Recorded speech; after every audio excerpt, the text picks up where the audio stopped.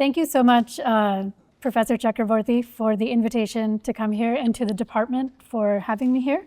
And thank you to everybody who's taken the time to come out and listen. I don't know if it's okay if I stand this far back. You guys can still hear me, microphone-wise? Okay, good. So the title of my talk, I'm going to basically be talking about how we brought people together to document oral histories of a very violent event that happened in South Asia, the 1947 partition, from both sides of the border in a collaborative manner. First, I quickly wanted to take a moment to acknowledge some of our major funders who have been pretty much reduced to nothing this year. The National Endowment for the Humanities and the Institute of Museum and Library Services. These are both American federal foundations where the funding was majorly reduced earlier this year through the Department of Government Efficiency. But outside of that, we've had funding. So we're also registered in India as an entity. I'm talking about the funding for our American entity. We're also registered, we also have more than 3,000 individual donors who've given anything from $1 and up, 15 family foundations, and now we also have book sales since our book came out a year ago.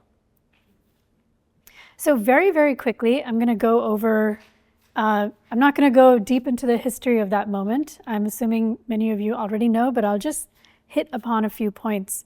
So at the end of World War II, the British government was in a very bad financial condition. And the, managing India, their Indian colonies, started to become a little bit of a burden for them. And this is, 1945. So it was decided that they're going to leave India. There was also a very large freedom movement that had come up around 1942, the Quit India movement, led by, does anybody know who? Students? Do you know who led the biggest freedom movement in India?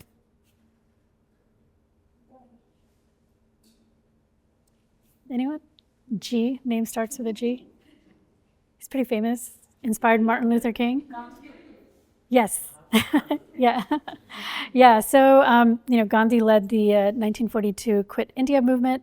Very interestingly, it happened right after Burma was bombed. And how does that relate to here? Burma was bombed, I believe, just a couple days after the bombing of the Hawaiian Islands, right? Which brought the United States and Canada and everybody into the Second World War. But it also was the Achilles heel of the British Empire. I don't know if you know, but before 1947, the sun did not set on the British Empire. It was the biggest empire in the world at that time. And World War II brought that empire down. So in that moment when this empire was falling, and we're kind of, I bring this up because we seem to be in that moment again, where maybe a different empire is experiencing the same thing, and that the impacts of that are going to be pretty dramatic in North America, which includes Canada, potentially, right, if not managed well. So as that empire was falling, a lot of really hasty decisions were made. There was a change in governance in Britain. There was an election in 1945. The Conservatives lost. The Labour Party came in. The new leadership was not as familiar with India. They wanted to leave as fast as possible. They thought that was the right thing to do. However, they didn't understand necessarily the mechanics of the administration, of how things worked. So the decision to leave and the speeding up of that decision to leave seemed to have created mass chaos. So basically, you're removing the entire governance structure very, very quickly. And that led to a lot of confusion. A lot of land grabbing is what we're learning from the oral histories. We got partition. We got the chaos of partition. I did put the American bailout here. This is a very interesting thing where the US government did bail out Britain with a $4 billion grant. And part of the conditions for that was for Britain to leave India, to leave its colonial states and let them be free. Oops, let's see if I can. So somehow, okay, I guess I'm not going to see it on here. So as they departed, they drew new maps, and this was based on census data. There was a lot of ideas of what this British Indian Territory is going to look like, right, after they left. So what we have today was not necessarily inevitable, and it wasn't even necessarily natural. It's just what happened at that time because of hasty decisions.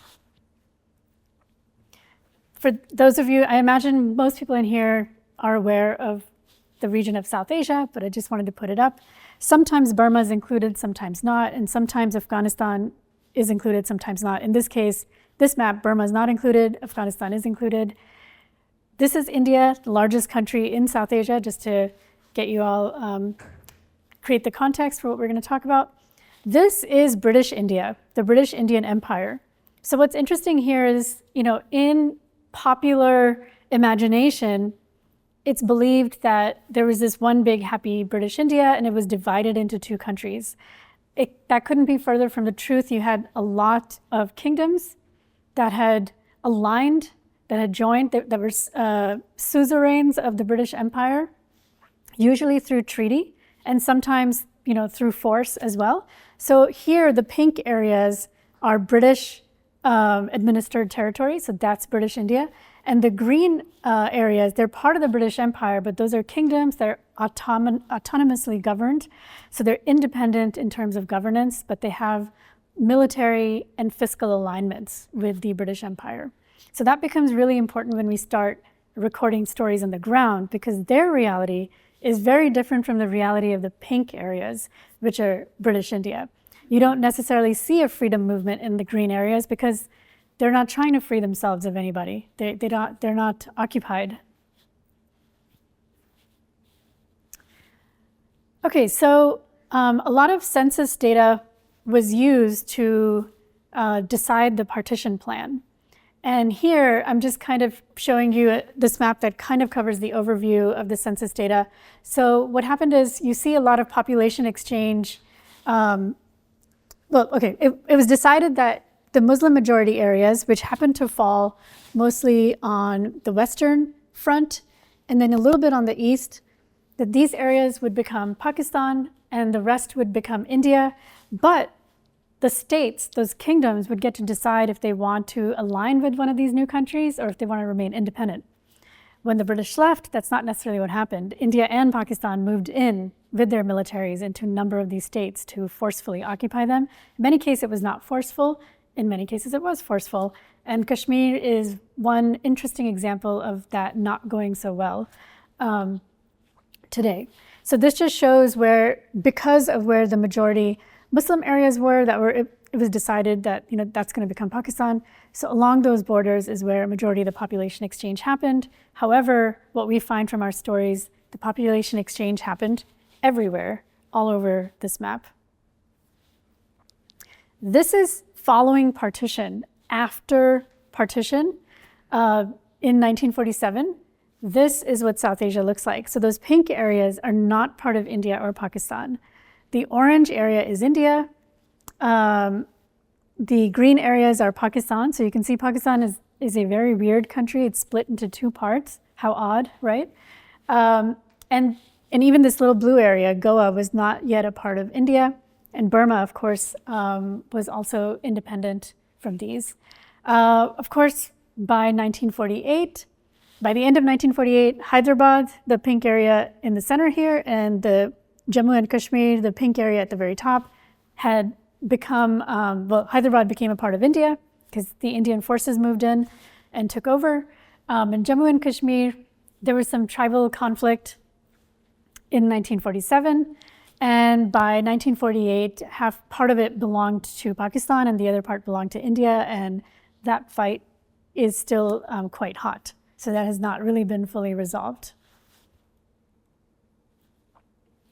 So this is the story now going forward of how we recorded memories of these events that happened at that time, partly because a lot of what you would hear on the ground from people was very different than what you would hear in popular culture, popular imagination, and movies, textbooks, and so on.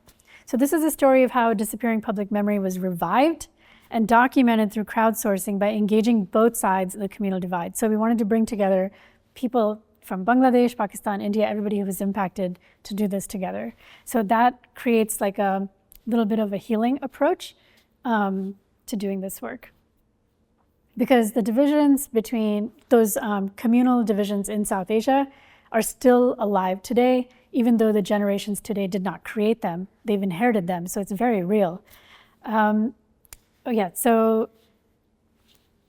our first goal was to record 10,000 memories. That's also the name of our book, even though we've surpassed that goal at this point. So what I wanted to point out here is, in the past, historians in South Asia have primarily relied on government archives, tangible heritage, which is buildings and so on, and newspaper archives to kind of construct a picture of the past. Now we're introducing a new type of data set, which is oral history, which, oral history, I think in the US it's really the US and the UK is where it's grown a lot as a field. And it is just kind of starting to grow in South Asia. And we've played a really big role in kind of igniting that interest over there. So why should we remember partition? Well, let's look at a couple of other major occurrences from World War II. And very interestingly, partition was on the Allied side. The Holocaust was on the Axis side. So some of the events I'm going to show you that we remember were on the Axis side. And it makes you wonder, it's like, well, why haven't we remembered the stuff that happened on the Allied side as well? So World War II, stories of the Holocaust, they gave us the UNHCR and an understanding of human rights. If we had not recorded survivor stories of the Holocaust, we would have had a very different understanding of history and potentially a very different geopolitical makeup and a very different world, I would say. Similarly, for Hiroshima, stories of Hiroshima gave us the nuclear non-proliferation movement. Had we not had those survivor accounts, we may not have known how devastating an atomic explosion is. And who knows, we may even not be here today, right? So if you've been to the Hiroshima Peace Memorial, has anybody been there? Hiroshima Peace Memorial? Highly recommended. It's an incredible place. It moves you very deeply, and you start to take the nuclear threat very seriously after you visit that place. Okay, yeah, but here we have this other major event that's related to World War II, because really this event, partition, happened because of the British retreat, sudden retreat due to World War II. And here, it not only was not very well documented on the people level, but a lot of the lessons that we have learned from the Holocaust, from Hiroshima and Nagasaki, were totally missed for the partition because we had not documented it to the extent that we should have. And so that was the problem that we identified back in 2009, that public knowledge of partition was disappearing with the fading generation of survivors, and that we needed to do something about this. So just to give you some numbers, in 1947, so between 46 and 48, you had about 14 to 15 million people who lost their homes, like overnight. Like literally, you can imagine you're sitting here right now and mobs show up and you're not in contact with your family. You've got just your backpack or whatever you have in your hand, and you're running for your life. And next thing you know, you're walking for like a month and you end up on the other side of some border. And maybe it'll take you months to find your family and you have nothing. That's what happened to a lot of people back then. It was very unexpected. People were living normal lives, going about their business, and things happened very, very quickly and very suddenly. So about 14 to 15 million people lost their lives in a very, very chaotic manner. And what we learned from oral histories is that, we just talk about it very casually, like, oh yeah, this dramatic thing happened. Well, you learn that within about a year, there was a lot of violence, chaos. You had, I think about 100,000 women were abducted. You had anywhere to 3 million to 10 million, the estimates vary, of people who died in mob violence. But even like within about a year or two later, you hear loads of stories of especially like father figures between the ages of 30 and 50, like dying of heart attacks because they've built a nest egg and it's all gone. Now they have to start from zero. So you hear of heart attacks, especially of breadwinners in the family. Like you hear that very often, like happening within about a year of partition. And that hasn't really been documented. We just hear about it through our stories. This is just to kind of convey the scale of the event. And then if you look at it in terms of, absolute like global numbers, about 1% of the global population was impacted. They had to move due to this event, because up over the next 10 years after 47, you had about 20 to 25 million people who had moved, because they kept moving even after that 47 period. And the number of people impacted, if you look at the entire South Asian subcontinent being impacted, because literally what we find is populations moved everywhere, even though majority of the population movement happened in the sub-Himalayan belt. I think you guys can kind of use your imagination, like Punjab, and then you have Uttar Pradesh, Bengal, and so on, Bihar, if you are familiar with South Asian geography. But really, that entire belt, sub-Himalayan belt, is where majority of the movement happened. But migrants did go to a lot of other parts. Pretty much all of South Asia was impacted by people at least coming in if they didn't move out. So in 2011, we launched the Partition Archive. It started very organically. I'll speak to this because I know this might be of interest to you in the projects that you do here. In 2010 is when the major volunteer effort happened. In 2008 is when the inspiration came to me. I was at the Hiroshima Peace Memorial. I have to give them full credit. They have done an amazing job of gathering oral histories of survivors of the atomic bomb. And I found that very powerful. I had been bothered by the disconnect between the people's history, the folk history, if you will, that I heard growing up in the villages and, my family in Punjab, versus what we were taught in school, versus what was official. So that disconnect bothered me a lot because the gap was very big. And there were a lot of misunderstandings. And in 2008, I had that aha moment when I went to the Peace Memorial. It's like, oh, well, no one's going to deny that this happened if we actually have survivor accounts, because it was really being denied. It was like, oh, it's probably not as big of a deal. A few people were impacted. It was like, no, actually millions, like the entire subcontinent was impacted. So that's where the aha moment started in 2008. 2010 is when a lot of the volunteer grassroots, movement building started. I basically was going around and just talking to everybody. I had just moved to Berkeley. I didn't know anyone, so that was great. I had no shame. I was not afraid because I didn't know anyone. So I didn't care what anyone thought. I just went to every South Asian or colonial sounding club, student clubs, other clubs, even organizations, temples, mosques, everywhere. And on the side, I was also doing my postdoc, so I ended up leaving academia because I was like, wow, I can't do both. And I would just talk about this. And then we had a big group of people, probably 30 to 50 people who gathered, and we started documenting these stories. So I had cameras borrowed. So in those days, we had those big cameras with the tapes in them. So I had borrowed those cameras and put them in my house. It became like a lending library. So people would just come in and out. We had a sign-up sheet. And people would take those cameras, the little tapes, and then they would drop off cameras and tapes. So I was just digitizing these tapes 24/7. Sometimes we would lose stories because the tapes would get messed up. But that's kind of the early days of how we organized this effort. In 2011, we officially registered as a nonprofit. We had no intention of doing that. Somebody gave us a check for $194.70, 1947. They're like, who should we make it out to? We're like, oh, we don't have a name. So we created a name at that point, very boring name, just what it is, and registered the organization.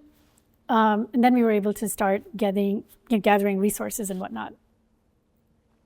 Oh, and I just quickly want to mention that this idea of crowdsourcing came from a lot of deliberation, okay, well, witnesses of partitioners spread all over the world. How are we going to reach them all?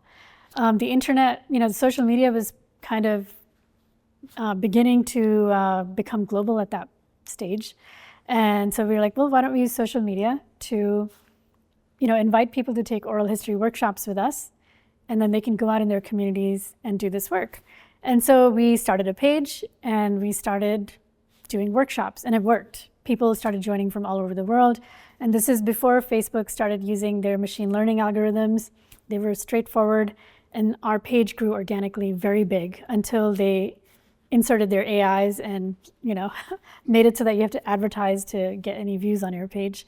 But that's how people came together in the early days when social media was still innocent and organic.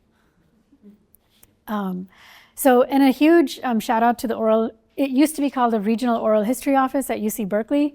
So we worked very closely with the oral historians there, Dr. Lisa Rubens specifically, who's now retired, to develop all of our protocols for these oral history workshops we were teaching, and also how we were going to archive these stories.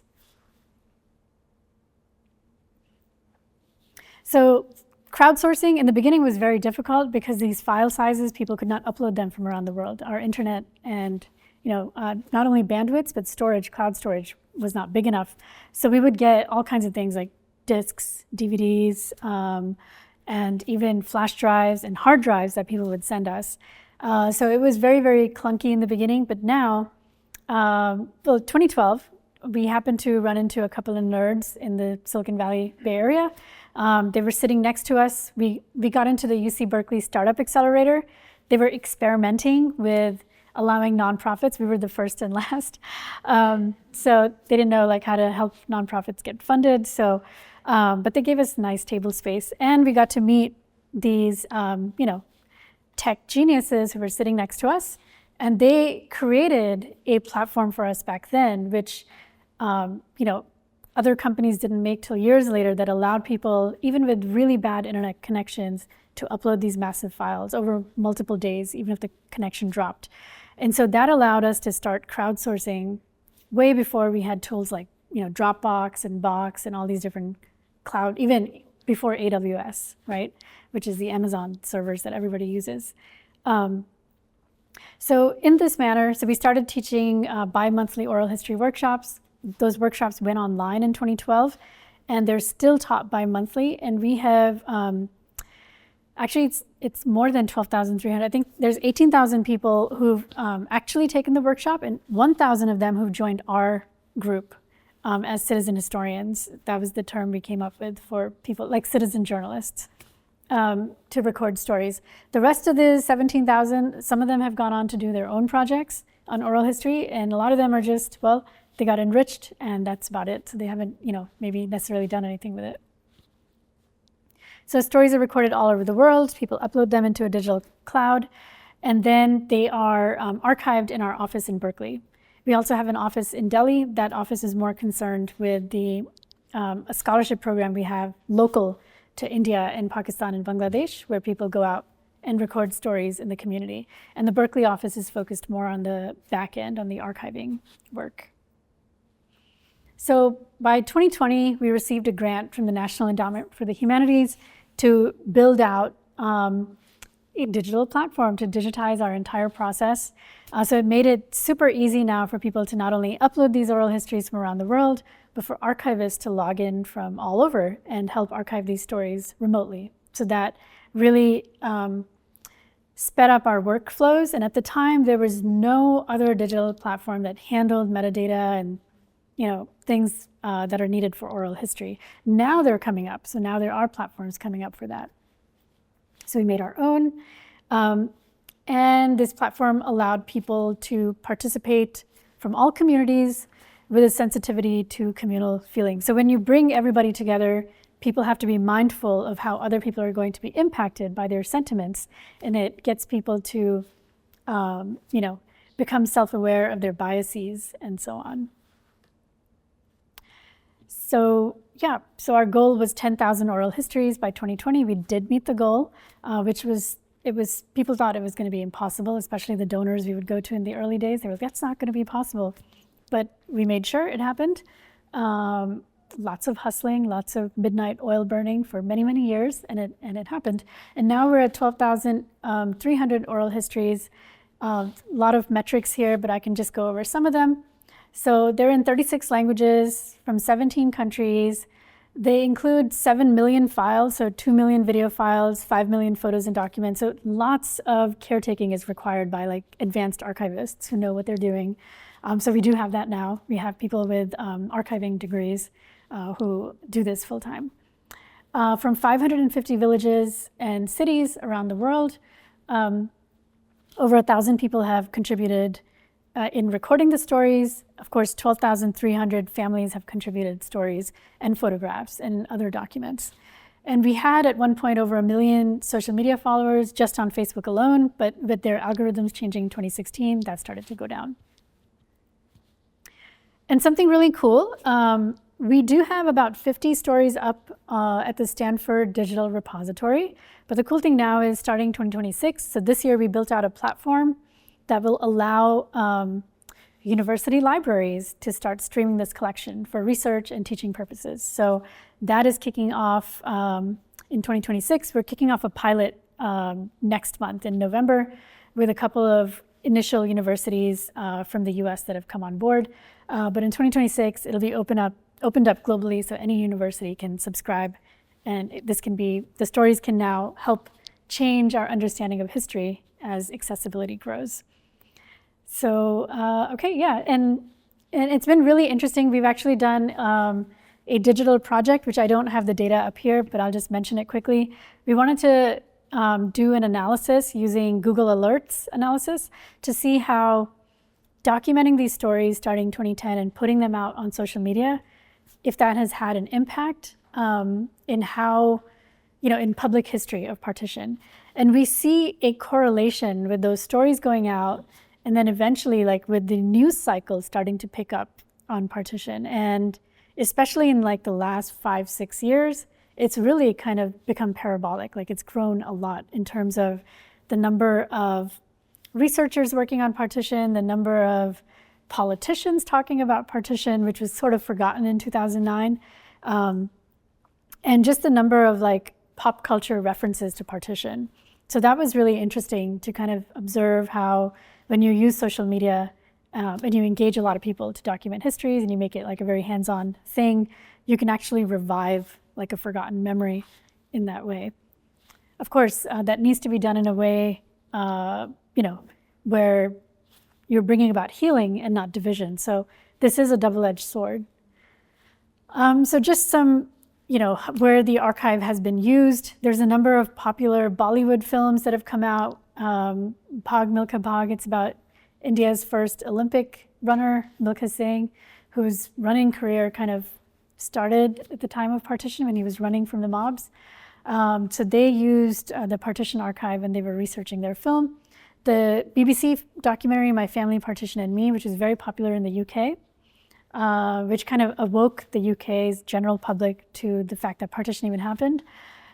So they used our archive extensively when they did the film. In fact, our team went out and took them out and showed them like whom to record, connected them with survivors. Bharat, the film that just recently came out, they actually, I think I can literally point to the story that they picked out from the archive, though they don't tell us that, but I can pick out the story. But they did tell us that they used the archive. And then there's a number of museums. In fact, the Canadian Museum of Human Rights has an exhibit based on stories from the archive. So that's in Winnipeg. Another interesting thing that's happened is as we started posting these stories online, people who had, these are family members who never found each other in 47, or friends who were separated, they started finding each other through our social media pages. So that was something very cool that happened, which as that generation goes away is happening less and less now. I just wanted to make a philosophical point here. So how we remember the past is very interesting, because if you think about every moment right now, like even the moment that just passed a second ago, these moments are really complex, because how many of you know what's going on in Tokyo right now? No one, right? New Zealand, or even just outside this building. So every moment is super complex in terms of what's happening in the human world. And every moment in the past is just as complex. But we have a tendency, especially given the way social media is used today and given cancel culture and everything, we simplify everything. and that can create a lot of conflict, human conflict. So if we just pause to remember that every moment is so complex and can be seen from so many different perspectives, we might be able to overcome a lot of our historical divisions that we have in societies all over the world. I think the opportunity with partition, we believe, with the Holocaust, we learned about genocides and rogue dictatorships to the point where we can actually identify them today because of the amount of study that went into that. With Hiroshima and Nagasaki, we got the nuclear non-proliferation movement. With memories of partition, we believe it can help us dissect and understand communal violence. It can help us teach empathy. And what's very fascinating to me is that this one thing that we missed studying from World War II, partition, how communal violence erupted, how ideological divisions in society erupted, how polarization became very extreme, and how all of that blew up, right, into this huge conflict, like that was physical. All of that is happening now. We haven't gotten to the physical part, but the polarization is happening, and we haven't had this education, and we need to learn from this huge event that happened in World War II time period so that we don't repeat that, because we're very close to repeating that as a global society. Yeah, so inter-community empathy education is more important than ever. This is just the ceremony that happens at the India-Pakistan border every day. It's turned into like a spectacle with stadium seating, but it's the changing of the guards. It's an ancient war ritual where the warring parties at the line of control would lower their flags in the evening. And let's see. So there's over 40 students that we at least know of who've used the archive for their PhD thesis projects. The archive, so how will we teach partition in the future? There are endless possibilities. So I just actually want to really quickly show you guys our book, more so to give you a glimpse. It's like a window into the archive. I want to just kind of show you some of the stories. So we recently came up with a book, and equity is super important to us. We really aim for representation. We try to go out of our way, especially to communities that aren't easily represented in the archive. For example, if you look at Eastern India, the hill states, which were very, very underrepresented in pop culture, but also like academic literature, right? And World War II played out on the ground. It was one of the bloodiest battles of World War II. Americans were there. There was 100,000 Americans there. There was 1 million Allied troops involved in that battle that happened in Eastern India and Burma. And that is almost completely forgotten, but it shows up in the stories. So what we did with this book is we had 6 editors from very different backgrounds and different countries. We had 40 curators. So that ensured that we have, because editing, curating, it always introduces a bias. We wanted to make sure that we have diversity of bias. And so this book is also square because all sides are equal, and it has no front and no back cover. So you can open the east side from one side and the west side from other. So it starts in Burma on one side, Afghanistan on the other side, and it meets in the middle at the center of India, which is the Deccan Plateau.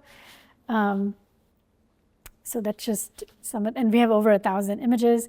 But yeah, I wanted to just, one of the things we see from the stories is the diversity that existed once upon a time in South Asia. It was even more diverse.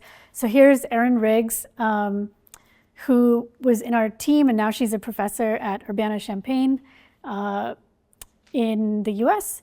And she's interviewing somebody from the Iraqi Indian Jewish community. They had lived in India for about 300 years. And during the time of 1947, 1948, a lot of the Indian Jewish communities left India for Israel, especially in 1948 for Israel. So there's a lot of other communities like that existed in South Asia whose stories we're getting through the archive, but who left right after the 47 partition because they were afraid of what was going to happen because nationalism became so strong. And we are told this story that, it was never against the British. It was always Hindus and Muslims fighting each other. But that's not what we hear from the stories. There was violence directed towards other groups as well. And it caused a lot of people to flee South Asia. So I wanted to also bring up, the fact that there were 200,000 African troops in World War II in South Asia, and that's also like a forgotten history. And we have so many stories of interactions with the African troops, especially in Bengal, in Assam, and even in southern India. We have stories of these forgotten freedom movements. You had the Irish Republican Army, the IRA. Well, you had the Indian Republican Army, which was fashioned after the Irish Republican Army.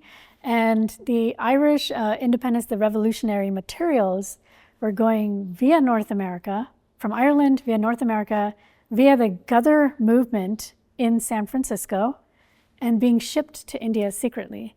So, all of this revolutionary material was influencing India, and then similarly, material was coming back and going to Ireland. So that's very, very fascinating. You start to hear stories about that in the archive. So this is Surya Sen, who started the IRA, the Indian IRA.